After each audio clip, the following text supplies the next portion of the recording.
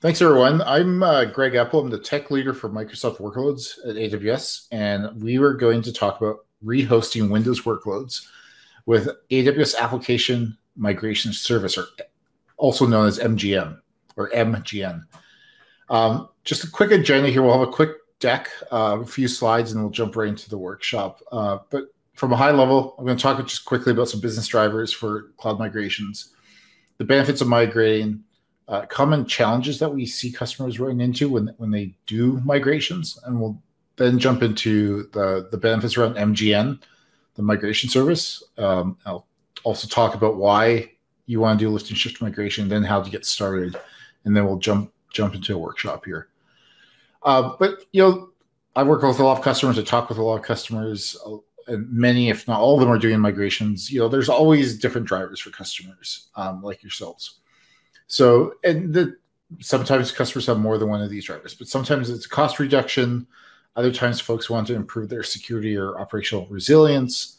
Other times folks are just wanting to outsource those changes, end of life hardware or software, or they want to take that undifferentiated heavy lifting and then have their staff become more productive and focus on other things that might generate additional revenue for the company versus just maintaining the status quo here. So there's a lot of different drivers. You may have one of these, you may have two of them or all of them, but these are the common things that we see across customers.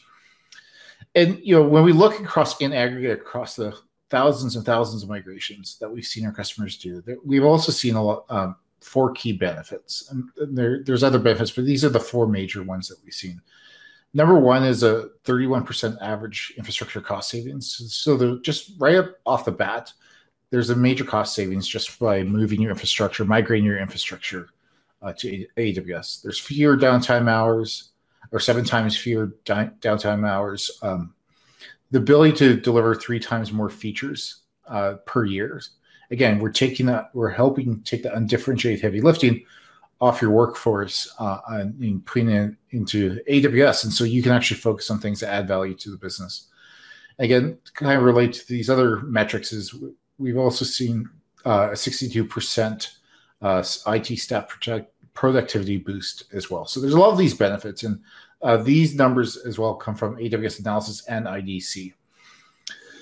So common migration challenges. There's on-premise workloads. There's a lot of challenges with migrating them. There's a very diverse set of infrastructure and OS types. You have complex databases. And especially with a database workload, you cannot withstand usually a long, sustained downtime or performance disruption, tight timelines, limited budgets, compatibility issues. Your workloads are constantly changing. So there's a lot of challenges with migration. It's not, a lot of folks will approach this and think it's just an easy button, but it's not. There is a lot of work required in the migration. A typical migration. And this is kind of where Amazon MGN or the migration service comes in. And, it's a solution to really help you migrate, basically simplify the process of migration, reduce the cost, and really expedite that process. So it's a highly flexible, reliable, and automated solution. And again, the workshop here, we're going to go pretty deep into how you actually do this and how do you migrate Windows workloads here. So you can migrate from any source. It supports a wide range of OS application databases. We're going to we will focus on Windows. It's really built for large scale migrations. You can use it for a few servers. You can use it for thousands of servers. Very reliable, helps enable short cut over time. So it minimizes the downtime. And it requires a very minimal skill set to operate. So it's very simple to use and to get started with.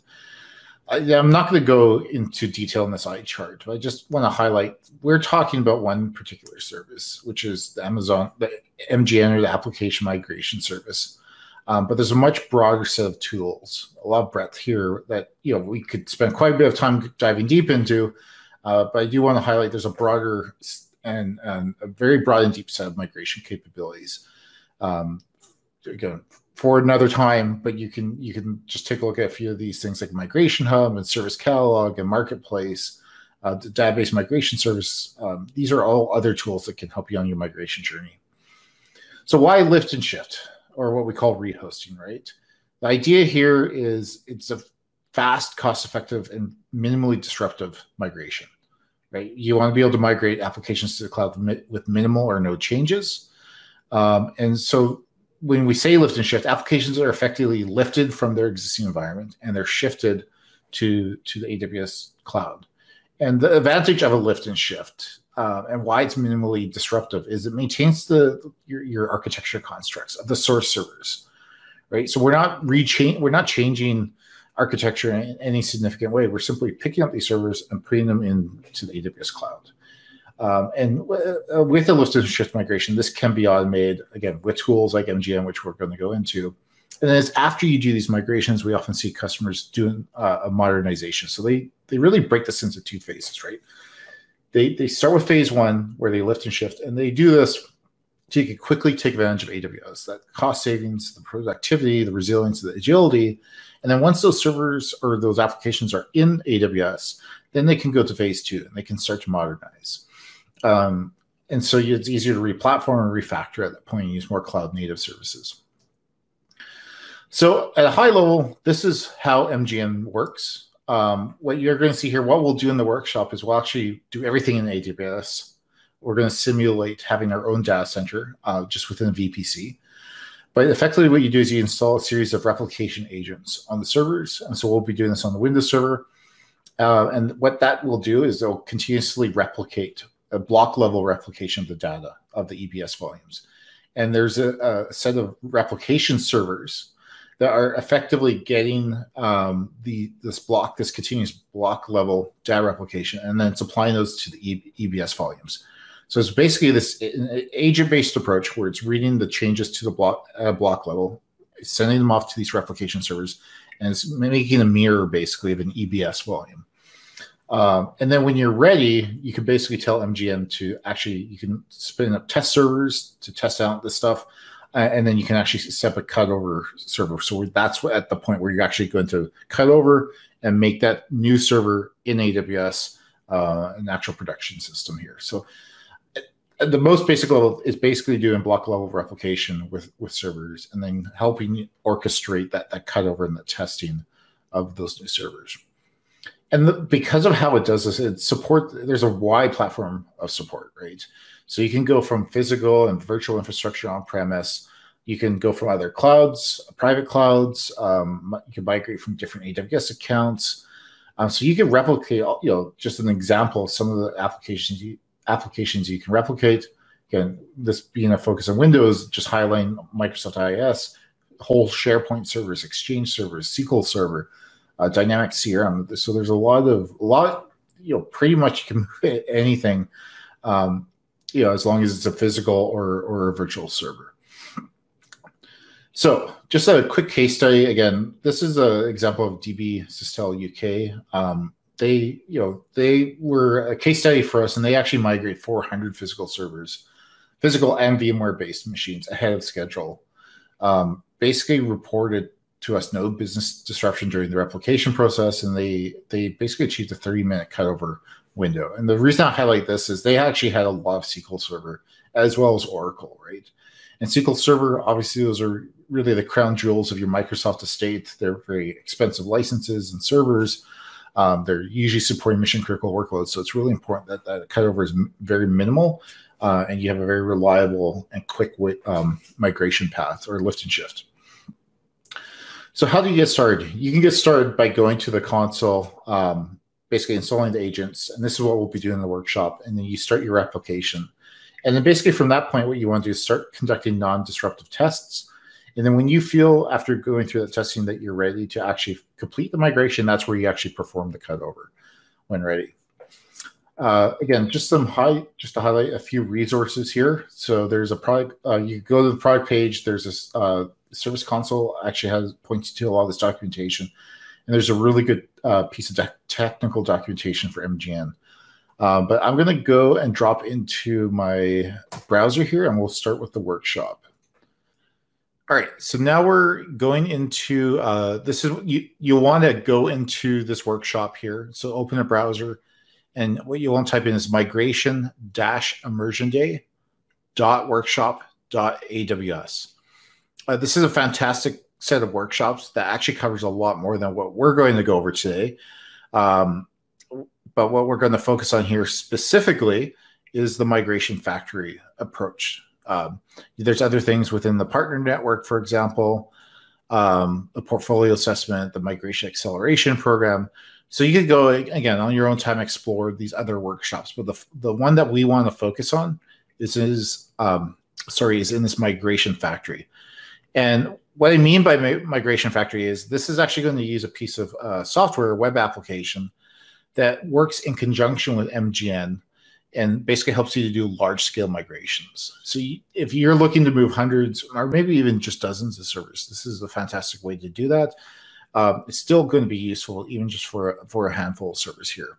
And under the hood, it's still using MGN. So there's two versions here. Cloud Endure was a product that we acquired a while back, and then MGN is a more recent cloud-native solution for migration. So what we'll want to do here is once you come to the site, go to Migration Factory, go to MGN version, and then click Getting Started. All right, so in the case, if we're going to be using the Event Engine, I'm actually going to be doing this through my own account, but you'll want to follow the steps, and they're largely the same here, and I'll call it where there are differences, but you'll want to make sure that you're following the instructions around Event Engine. It's just in the case of here, I'm doing my using my own account here. So what we want to do is actually get started with connecting to the lab environment. So I'm going to go through my instructions. Again, these should be two different, and this should be stood up with Event Engine. I'm going to simply just do this in an account and show you. So if you choose to do this actually later outside this workshop, or you want to do this again, you can follow the instructions to the non-Event Engine way of doing this. So I'm going to go to CloudFormation. I'm going to create my stack. Again, make sure you're in Oregon, and I will copy and paste that URL into here. All right, so I'm going to call it migration version day. And you'll have to set basically two passwords. So the first password we'll need, again, you can see the requirements here. I'm going to type in a password here. So let me, oops. All right, and then I'm going to type in another password here. And the rest of these parameters are already filled out for you. This is actually going to launch a bunch of servers. So I'll launch everything. It will launch a Windows server. I'll actually launch a WordPress app, some other open source projects on some Linux servers, CentOS servers. So again, just this workshop is just showing that we can support multiple operating systems, but what we're going to focus on here is Windows. So I've set my two passwords. I'm going to click Next, and I'm going to click Next, and I click these two checkboxes. And create stack. Now, through some cooking show magic, I actually already did this earlier in another account, so we're going to move to that account. But just showing you the instructions to, if you were going to do this through your own account, what you would need to do to get started here. And I'm going to go to Oregon. And we're going to go to CloudFormation, and this is basically what that CloudFormation template looks like. I'm going to unclick this so we won't view the nested stacks. When it's complete, and again, it takes about 20 minutes to complete, what you're going to have is a series of outputs here. And we're going to need this information. Again, if you're doing this through Event Engine, you'll be able to look at the similar outputs through the Event Engine UI. But we need this information basically to proceed with the workshop here. We'll take note of that, and I'll keep that tab up here. And then we'll go back to our workshop and keep going through this. So we've gone through, we launched that. Again, I'll actually just go back and show you the differences with the Event Engine. With Event Engine, basically all the stuff is done for you. You don't have to launch that CloudFormation. And so you're going to get a lot of those similar outputs here that will be useful and will be needed for the rest of the workshop here. But once that's stood up, either through Event Engine or if you did this on your own, what you want to do is then connect to the Bastion server. So we've set up a server. We've actually set up two Windows servers. We set up a Windows server that we're going to migrate, and then we set up a Windows server as our jump box. So we'll be able to RDP into that. So for Event Engine, again, you're just getting this information through Event Engine. In my case, I'm going to be doing it through my own account. And so I will go in, and I'll show you. This is the Bastion RDP, and I'm going to go and open remote desktop, and I'm going to log into this account here. So just bear with me while I do that. And it's just waiting for me to open that again. Migrate remote desktop.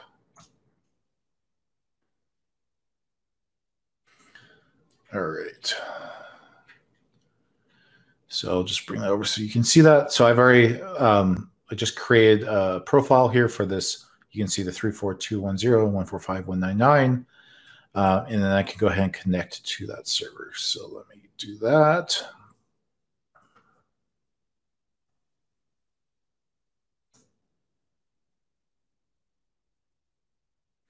All right, so now it's logged in. And as part of running this workshop, I'm going to close this.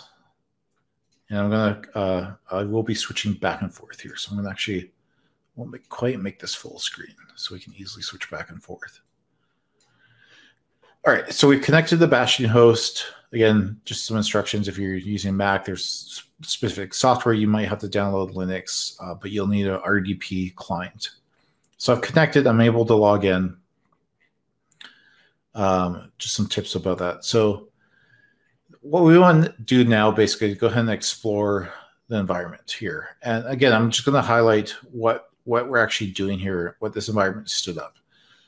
So it's basically simulated. Obviously, you didn't deploy this in the corporate data center, but we're treating one of our VPCs within the AWS account as a corporate data center. So there's two subnets there. There's a public subnet and a source private subnet. So this source private subnet, just think of this as basically our on-premise environment. We have two waves of servers. We have a wave one, which these are private, and we'll skip over the actual migration of these and we'll focus on Windows. But wave one is a series of Linux-based environments. And then we have wave two, which is a Windows server. Again, doing this with one, we could have had 10 or 100 or 1,000.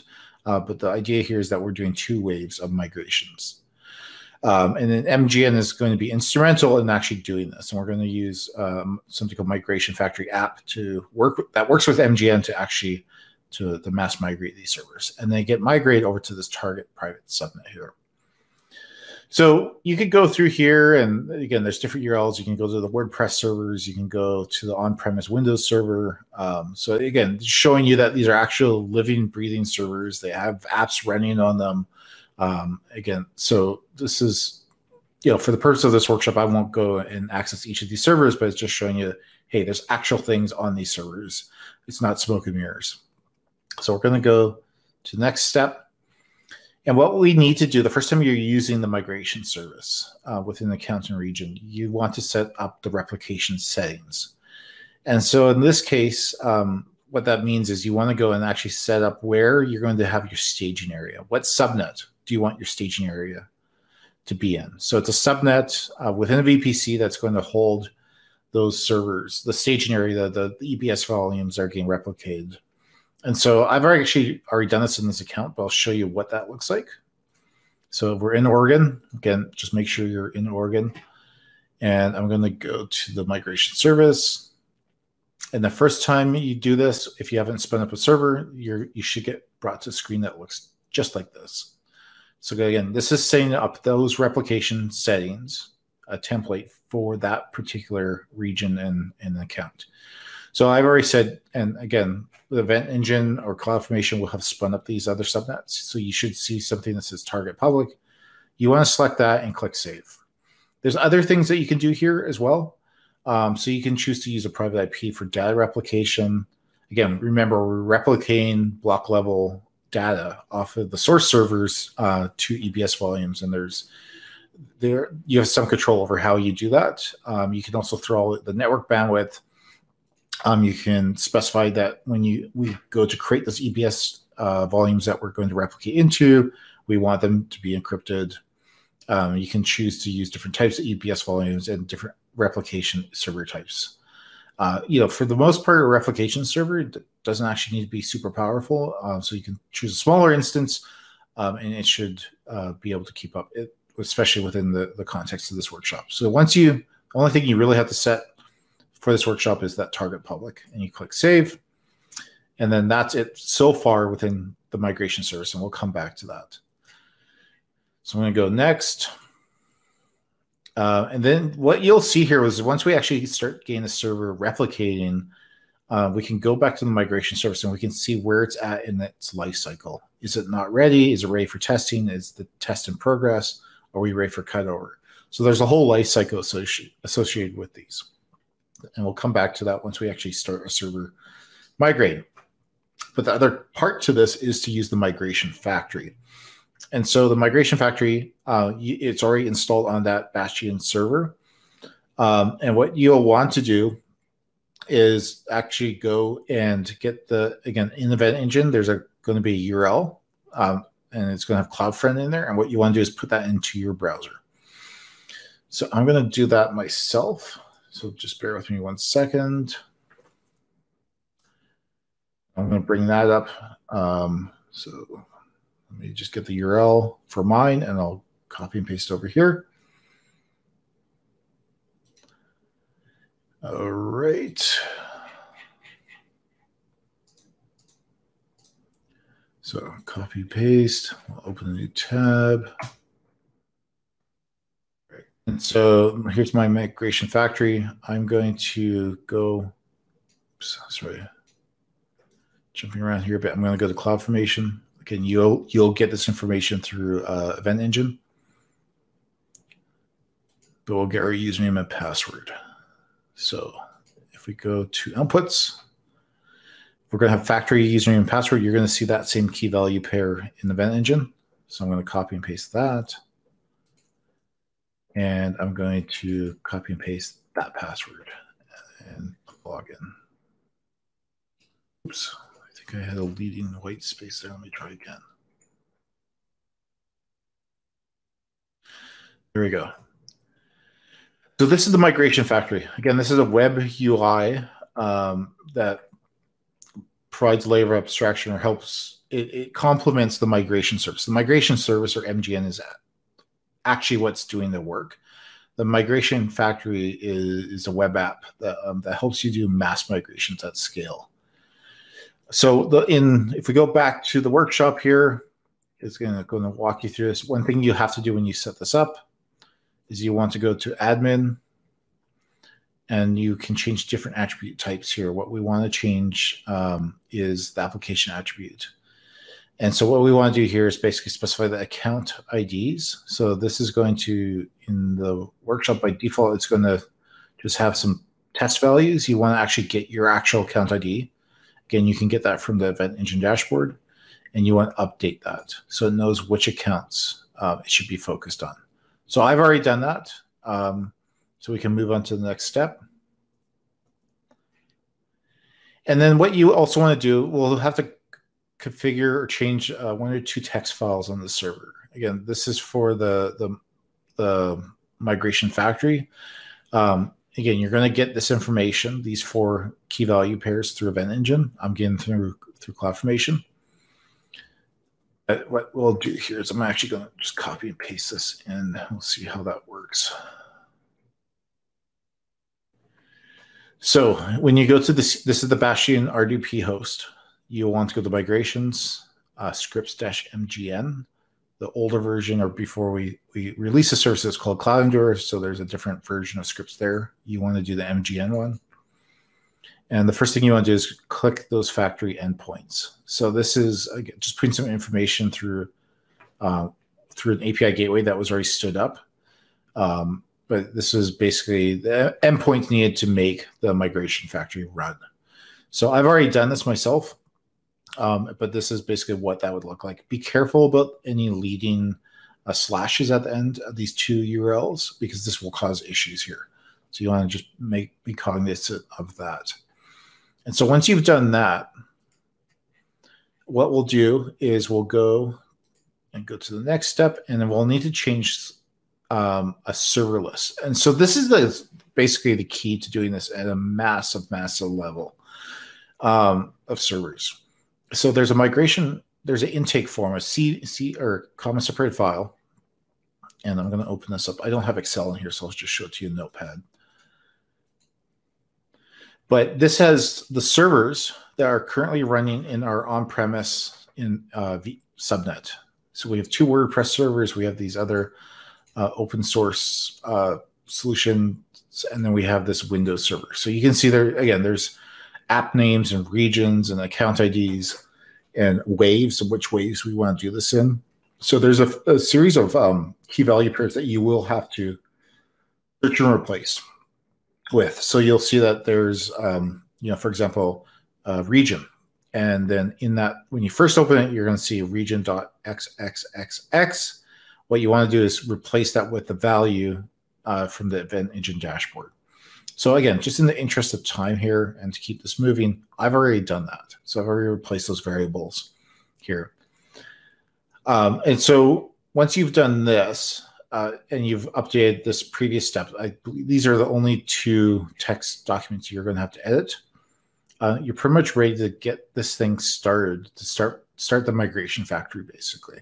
And so you can imagine, if you have hundreds of servers, you can start to import them all into Migration Factory through this method. As long as you can collect the information that's needed here into like an Excel, and you can save it as a CSV, then you can load this up in Migration Factory. So it's a really good way to do this at a large scale. So there's some scripts that will run to actually import this. Again, you could do this manually. You can create these things manually, but what I'm wanting to show you is if you want to do this at scale, this is how some of the best practices. So I'm going to copy this URL command, and I will go and open a new command prompt.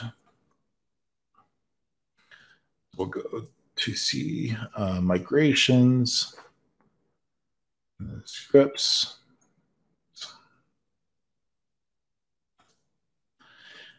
And I'm going to copy and paste in this. So what this command is basically doing is it's importing that CSV file and importing it to the migration server. Now, I've already done this before, again, because I want to make sure I can present this in a fairly concise format, so we're not waiting for things to happen. So you'll see some errors here simply because I've already basically did this previously.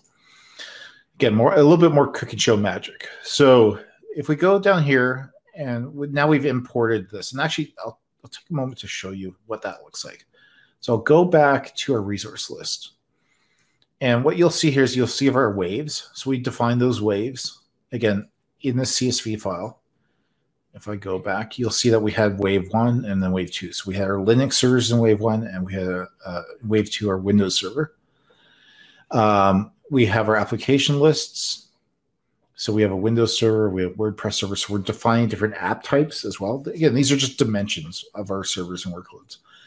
And then we have our actual server list itself. So again, just showing you when you do that import, that's effectively bringing in all this metadata into the migration factory. And so that's what that step is doing. So let's keep going. And there's a bunch of steps here that actually relate to the Linux portion of the migration. So I'm not going to go into that because we're focused on Windows. So you can go through that if you're interested, or you do have Linux instances, feel free to do that. But what I want to do is go down to this optional section here with the Wave 2 Windows Server. And what we want to do here is, first of all, check the prerequisites.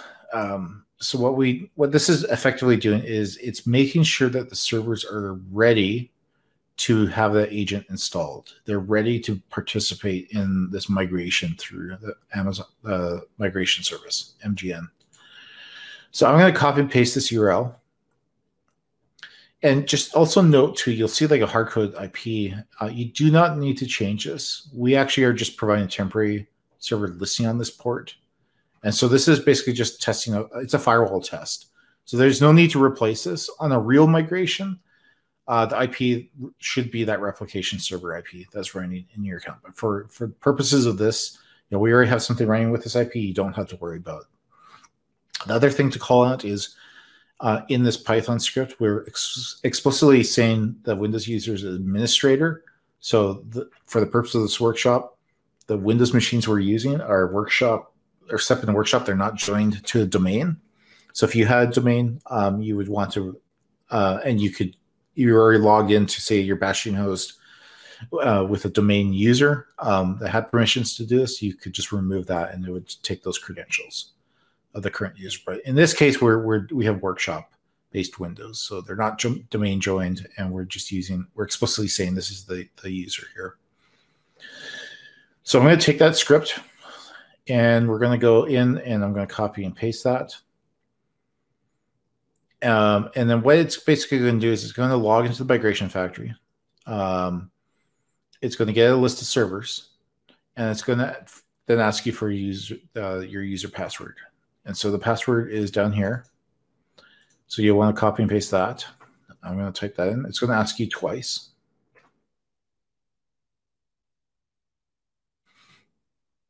And it will go and do some checks. So what you'll see here is, and again, I only have one Windows server here. If I had 10, I would go check all 10 of those servers that were in that wave. It's checking that 443 is open. It's checking that it can ping the replication server, and it's checking that you have enough disk space to do this replication. So it's doing these 3 tests against a Windows server. Those have all passed. So we're good to go. We're good to move on, basically, with these Windows servers. And so once you've done that, again, I already kind of showed you the resource list, but when you do that, what you'll see here is and I've already installed the agent, so that's why you're seeing this here. Again, I'm just doing this to speed this up so we don't have to wait for a lot of things to happen. But if I hadn't installed this agent, what you'd see is the prerequisite step has passed. It was successful. So by that prerequisite, it's not just giving you some information through a command prompt. It's actually updating the migration factory to say, yeah, we checked the prerequisites for that server, and we're good to go. So that's basically what that's done. And again, we'll go through, and you can check if you had other servers, you could check those as well. And this is then where we install the agent. So there's documentation on how to install this agent. We are, in the purpose of this workshop, we're installing it through a Python script. If you use something else like Ansible, maybe you're using AWS Systems Manager and run command, you can install the agent basically however you'd like to, and there's documentation that shows you how you do that. For the purpose of this, we're simply using, just to keep it simple, for the purpose of the workshop, we have an agent that will do this. So I'll go ahead. Again, I've already done this before because I want to start the server replication, which can take several minutes. So you would run that script, and then it's going to start installing the agent. It's already detected, hey, your agent's already installed. No need to do this here. But again, when we go back to the migration factory, and then once the agent gets installed, then that's where you should see this agent install success. So, and just some screenshots of like what that actually looks like. It takes, I think for me, it took just under a minute here, right? It's downloading the agent, it's installing it, and then once it's installed, then you'll see that, hey, it's successful. And one thing to know, as soon as this thing gets installed, it will start replication right away. So it's going back to that deck I showed you where it's basically going to the source server, the agent's on the source server, and it's replicating at a block level 2 EBS volumes over in the destination or the target subnet within AWS. So that starts that replication right away. You can verify the replication status, and I'll just show you what that looks like by writing another Python script. And I'm specifying a wave 2, so it's logging me in, and it says it's healthy. So this took, I believe, for this server and the amount of space I was using here, this took, I think, about 20 minutes, 15 to 20 minutes to start its replication. Again, this is why I've done some of the stuff just to speed this up. So it's going to it'll take a bit of time for you as well. Because it is, moving several gigabytes of data. So if we go into EC2 here, which actually I don't think I pointed this out here, but you'll see here's all the servers that the MID stands for Migration Immersion Day. You'll see our Bastion server, our WordPress, our on-premise Windows server, and you'll see actually the server without a name, and that's actually one of the migrated servers here. But when I go to Application Migration Service now, because the migration factory has added that server to Migration Factory, and I've installed the agent, it's basically now going through and replicating that source server. So when I go to source servers, when you do this after you've installed the agent, you should see one server, that one Windows server. And you'll see here that, okay, it's now in the ready for testing. So initially, when you do this, you'll see it's not ready because it has to replicate. It had to, for me, it had to replicate 30 gigabytes. And so if we go through here, you could get other information about the start time and the last scene time, and how much lag there might be. So if you have a server, for example, because remember, this ongoing continuous replication, maybe you have a SQL server that is doing a tremendous amount of data changing. A lot of data is changing at once, right? There may be a situation where it could lag a little bit. So there's something, you get some information about that lag and how much of a backlog there might be, because it has to replicate that. And in the case where you have servers with a tremendous amount of data change, that might be a case where you want to increase the size of the replication server so it can process that faster. But for the purpose of this, you shouldn't really encounter lag within this workshop. We have more information about the server. Again, what type of server it is, the processors, the operating system.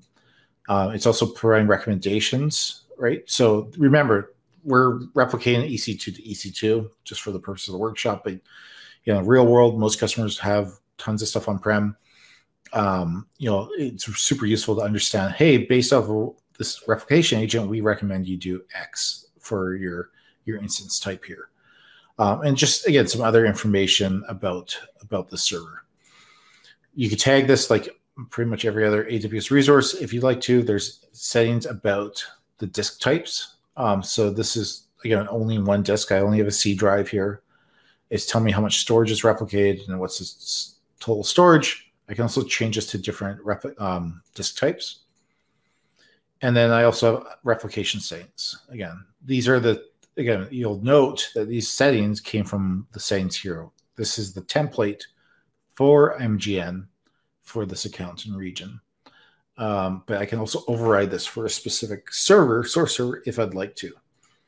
And then there's also launch settings here as well. So you can start the instance on launch. And again, when you're testing this or you're doing your cutover, if you want to transfer different tags. So other information here, also the EC2 launch template here. So if we go back to the replication status page here, again, it's just showing you that you can go to the resource list and you can just imagine a case where you have 100 servers, being able to go and, either through here or the migration service, it can tell you, what's the status of those servers, right? Is it creating a snapshot? Is it cutting over? Have they met all the prerequisites? So this is just more information about the status of your fleet of servers. All right. So now what we want to do is actually launch a test instance. So remember, at this point, all we're doing is replicating data at a block level to an EBS volume. We don't have another test instance stood up yet. So from what we can do here is we'll switch to the migration factory and we'll select tools. And just going to go into wave 2. We're going to set our target count. Again, just showing you the reason why you want to use something like migration factory is because migration service is tied to one account. Imagine you had 100 accounts or 10 accounts and you need to put some servers from on-prem into one account, another account. This basically allows you to centralize multiple accounts into one place for your migration. So I'm going to say I want to take my wave 2 in this account. This is the account I'm going to target for wave 2. And I'm going to launch a test instance. So you can do a bunch of different things. You can mark things as ready for cutover. You can launch cutover instances. And then there's basically other things here that these are, they say danger zone is basically a bit more, it's a bit harder to come back from these. Like if you're going to terminate a launched instance, that gets terminated, you can't bring that back, or maybe you want to disconnect something from AWS. But what we want to do here is launch a test instance. So I'm going to click submit. And then this migration factory is talking to MGN, or the Application Migration Service. and it's going to basically go ahead and launch that instance. So let's go ahead and go down here. And then what we'll see, we can refresh the migration factory if we go back to our list. So let's go to resource list, server list. I'm going to search wave 2. So you can see the test instance has launched. That's the current status. And basically now we can go into that instance. We can run our tests, right? We can validate that everything's working. And then when we're ready, we can actually go ahead and cut that over and basically complete the migration there. So let's go ahead and just give me 1 second. So you can also see here's our application server. So I'm going to go and see if I can actually log into this guy here. So just bear with me 1 second. All right, so as you saw in the migration factory, we set up a test instance. What that effectively has done is told MGN, or the Application Migration Service, to start its test. This will take a bit of time. It's going to spin up an instance here, and you'll see when we go to our source server, you'll see that we're in that test in progress stage. This launch test is waiting. If you want more details on this, you can click on the job ID, and it'll give you more information about what it's doing. So you can see it started the job, took a snapshot. That only took about a few minutes, and now it's going to start doing a conversion here. So we're just going to give this a bit of time. All right, so I'm going to just refresh this. You will see here that it took a good 15, 20 minutes to actually do this. So you'll want to, when you go and do this yourself, it will take a bit of time here, but we obviously kind of hold that time in between. But these are the steps that should happen, right? The job should start. It should take a snapshot, finish that pretty quickly, and then it's going to start conversion. And that conversion is going to be where it takes most of the time. And then once it's done the conversion, it will launch your test instance. And you can see that's what we have here. We have this instance ID, which I can go ahead and take this, and we can go over to EC2. So I'll pull up EC2, and again, I can see it's right down here, but I'll just search for that in there. Sure that didn't come up. I think okay. So there's our instance. It's running. It is still initializing. So, as we know, or hopefully most of you know, Windows servers take a bit more time to spin up than a Linux server. So we're just going to wait for this to initialize. And I'll go ahead and log in there. If you want to see what it's doing, there's two things you can do. You can go to the system log. So what I did here is I right-clicked onto monitor. I can get the system log, and that will give me some information here depending on where it is in the boot up cycle. I can also get screenshots of this, of like as if I was there in the data center looking at the instance. So I can say get instant screenshot, and what we can see here is it is now fully logged in. It's waiting for someone to log in. So we're good. So what I'm going to do is I'm actually going to go and try and remote desktop into this private IP. So here's our test server. Here's a private IP. And we'll go ahead and try and log in from our Bastion computer. So just a reminder, we have a Bastion host or jump box, whatever you want to call it. And this is where we'd be running our Python scripts for the to migrate these servers. And then this is also in the same subnet. So I should be able to go to this address of the test server and log in. And then we got our prompt. So I'm going to put in my password.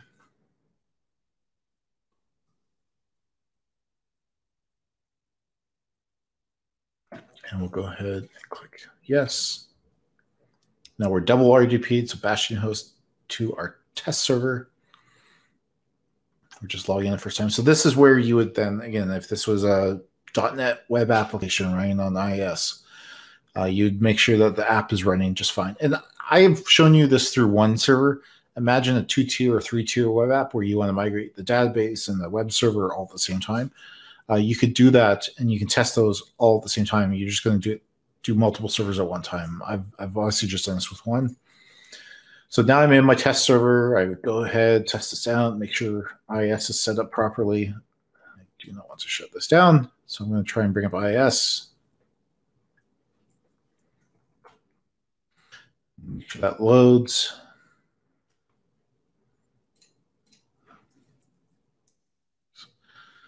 It'll lag on my part here. 1 second. There we go.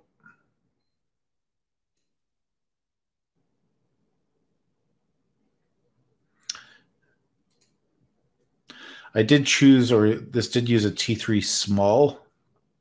So it's a, not a super powerful server.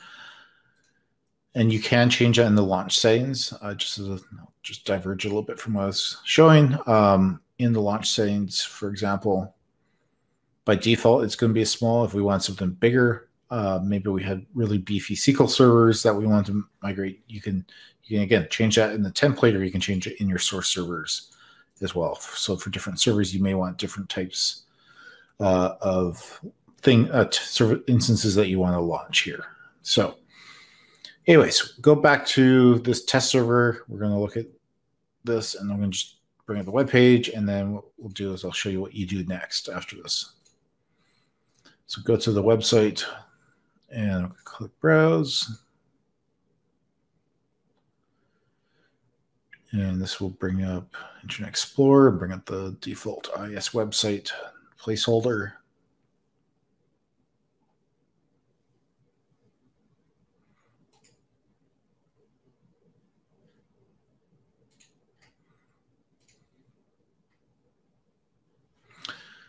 Oh, I think it was bring up here. There you go. So that's, a bit of a contrived example, but this is our successful test. IIS started up.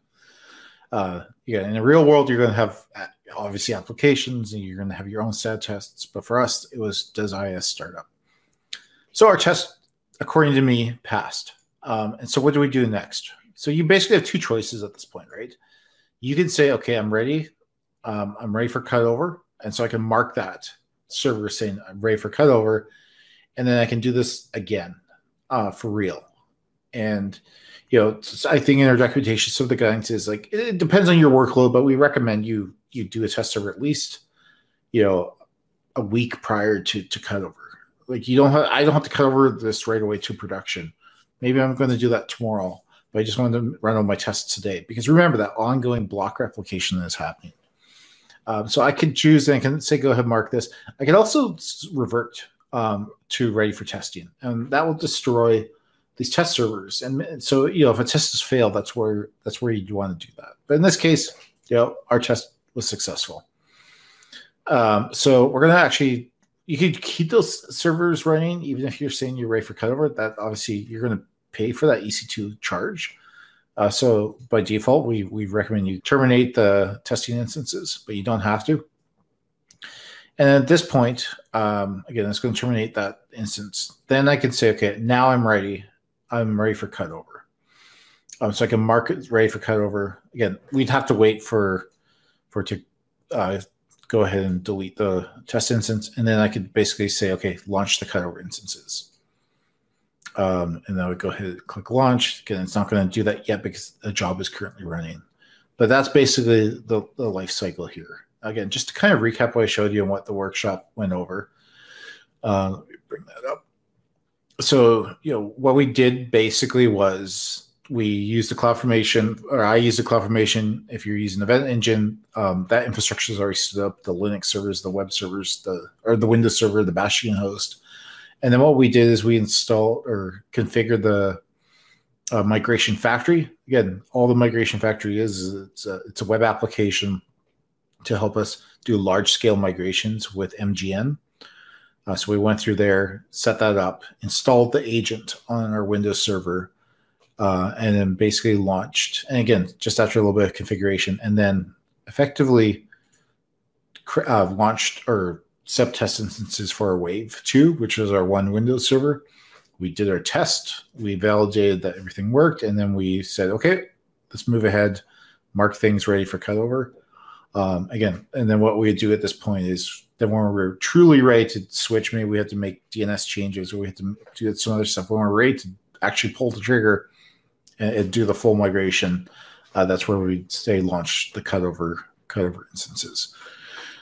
So what I've basically shown you is a pattern that you can use to migrate any number of Windows instances, whether it be SQL Server, SharePoint, Dynamics, CRM, IS. Again, and like I said, you can do multiple servers at one time. So if there's a logical grouping, you can combine those together and do them all at once. So with that, I'll just go back to my deck, and I think that's pretty much it, and we can go ahead and take Q&A.